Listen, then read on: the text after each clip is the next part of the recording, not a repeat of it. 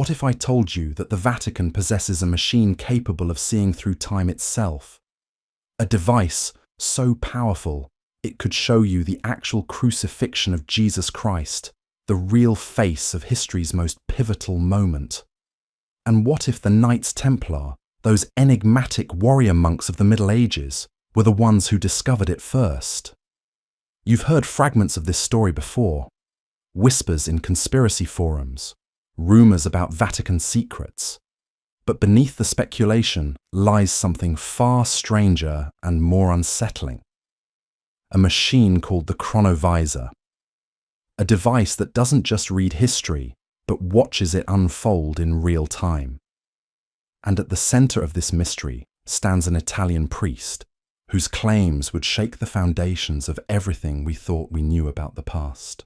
This isn't just another conspiracy theory. It's a journey into the hidden chambers of ecclesiastical power, where science meets faith, and where the line between miracle and technology dissolves into something altogether more disturbing. Because what happens when you can witness the divine? What happens when faith becomes fact? And most importantly, what happens when the wrong people get their hands on the truth? The year was 1972 when the world first heard about the impossible. Father Pellegrino Ernetti, a respected Benedictine monk and accomplished physicist, made a claim so audacious it defied comprehension.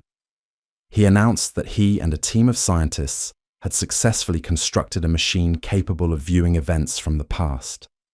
Not reconstructing them, not imagining them, but actually seeing them as they happened. The Chronovisor, as Ernetti called it, wasn't some mystical artifact pulled from the pages of science fiction.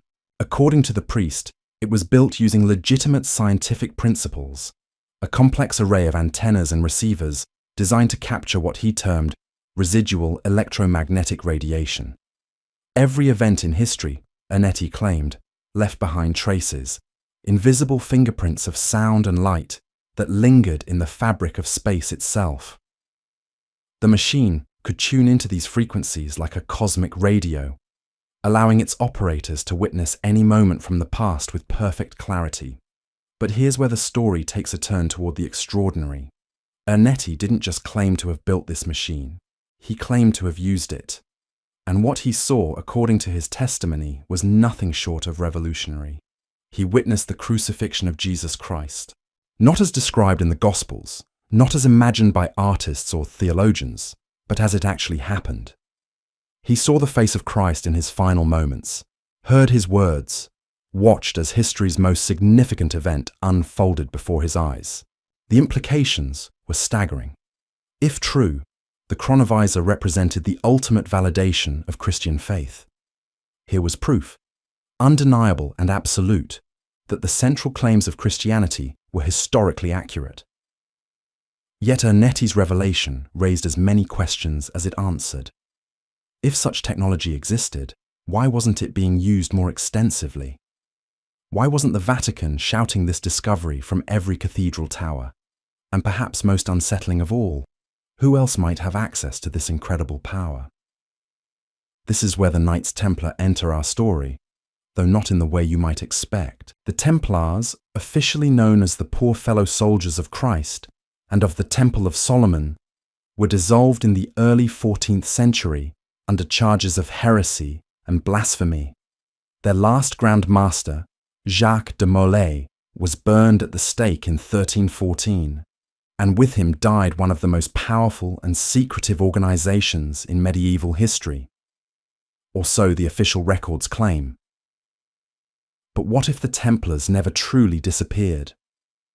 What if they simply transformed, their knowledge and resources flowing into other channels, other organizations?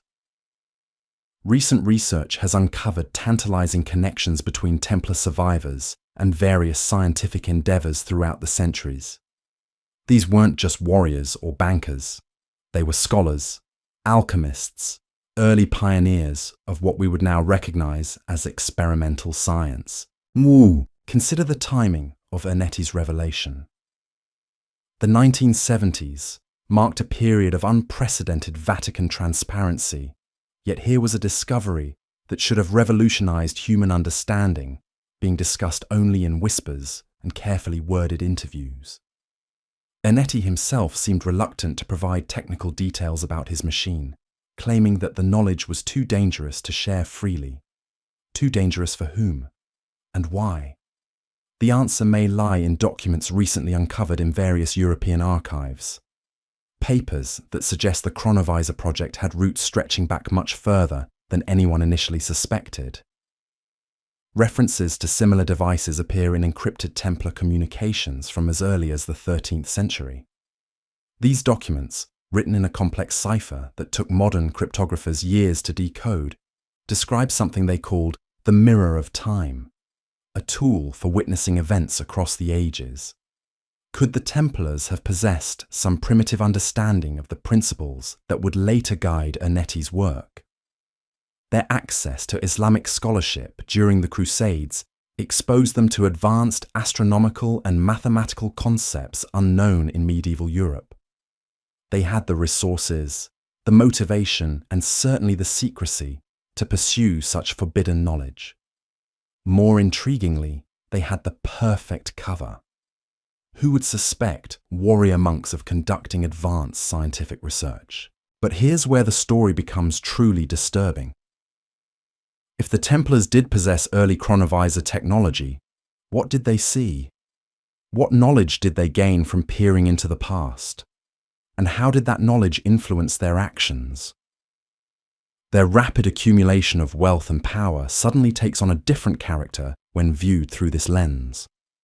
Perhaps their success wasn't due to banking innovation or military prowess alone. Perhaps they had access to information that others could only dream of. The Vatican's reaction to Ernetti's claims provides another piece of this puzzle. Rather than embracing his discovery as proof of divine truth, church authorities seemed deeply uncomfortable with the implications. Ernetti was discouraged from pursuing further research. His machine was allegedly dismantled, and he spent his remaining years in relative obscurity. This wasn't the response you'd expect to humanity's greatest scientific breakthrough. Unless, of course, it wasn't humanity's first encounter with such technology, unless the Church already knew about the Chronovisor's capabilities and understood exactly why it needed to remain hidden. Because what happens when you can witness not just the crucifixion, but every moment of religious history? What happens when divine mystery becomes observable fact? And what happens when you discover that some of those facts don't align perfectly with centuries of established doctrine? The implications extend far beyond religious confirmation. A functioning Chronovisor would represent the ultimate intelligence-gathering tool, capable of revealing every secret, every hidden truth from throughout history. In the wrong hands, such power could destabilize governments, rewrite historical narratives, or expose truths that powerful institutions have spent centuries concealing, ailing. This brings us to the most chilling possibility of all. What if the Chronovisor never actually disappeared? What if it was simply transferred to a different kind of custody, passed down through hidden networks that trace their lineage back to those original Templar survivors? The evidence for this theory is circumstantial but compelling.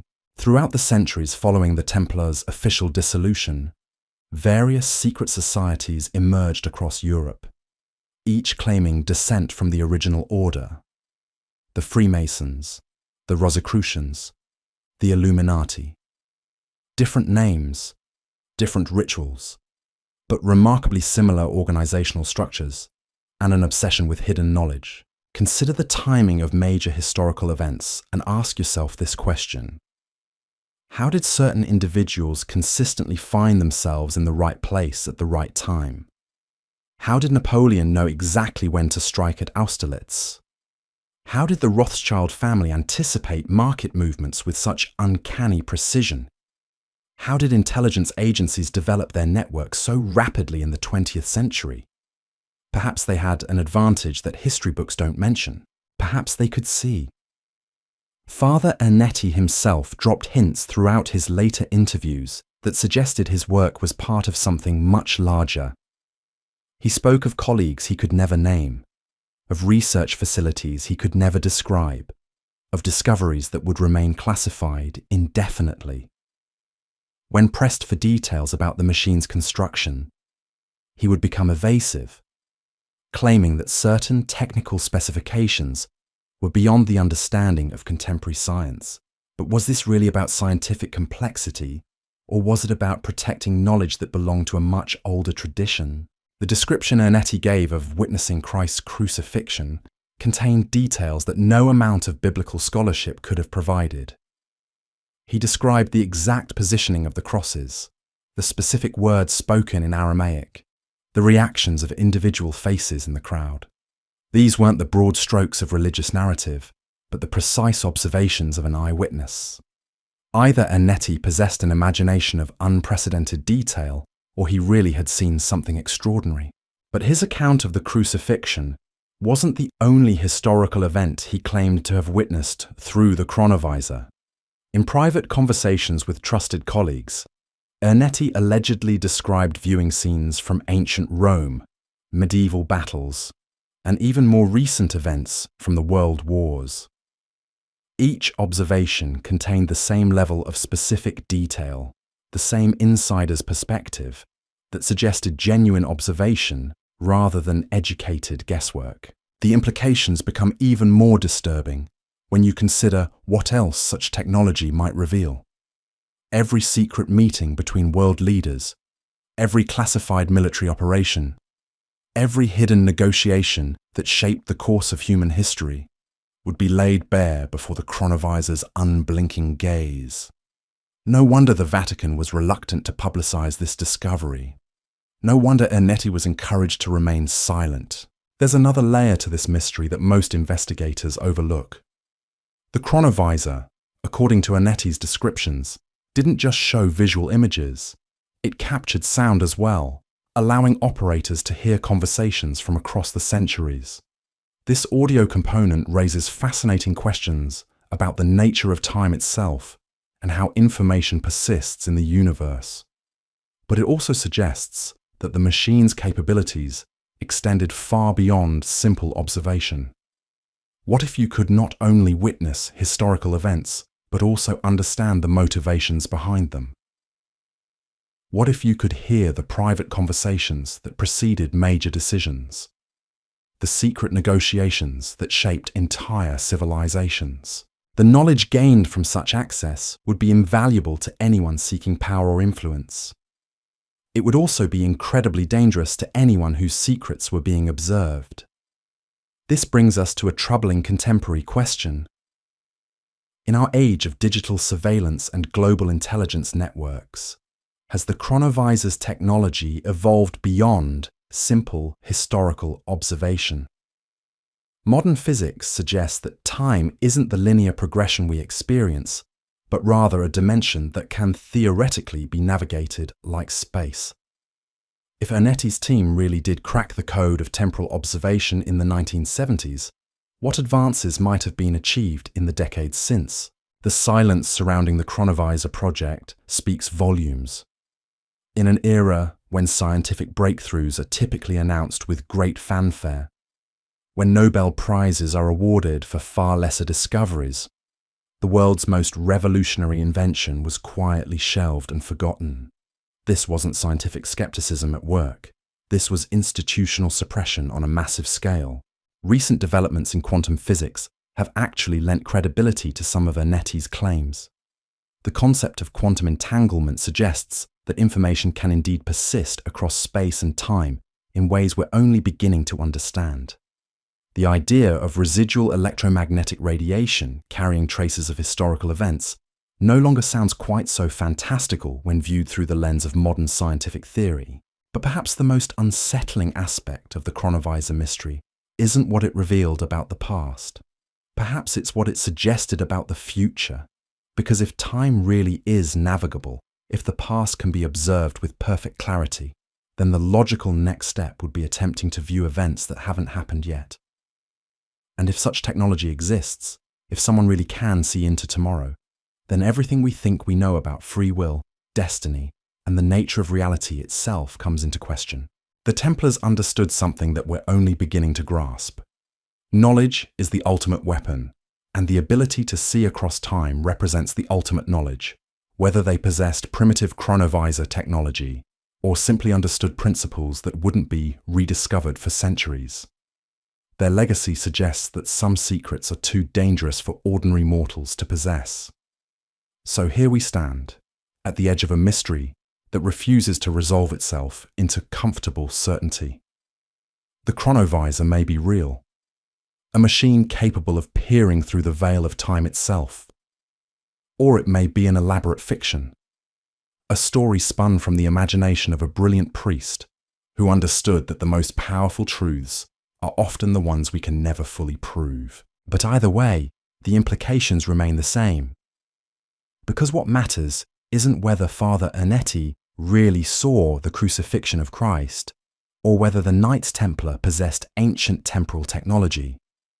What matters is that someone, somewhere, might possess the ability to witness any moment from history with perfect clarity. And in a world where information is power, where secrets determine the fate of nations, such capability would represent the ultimate advantage.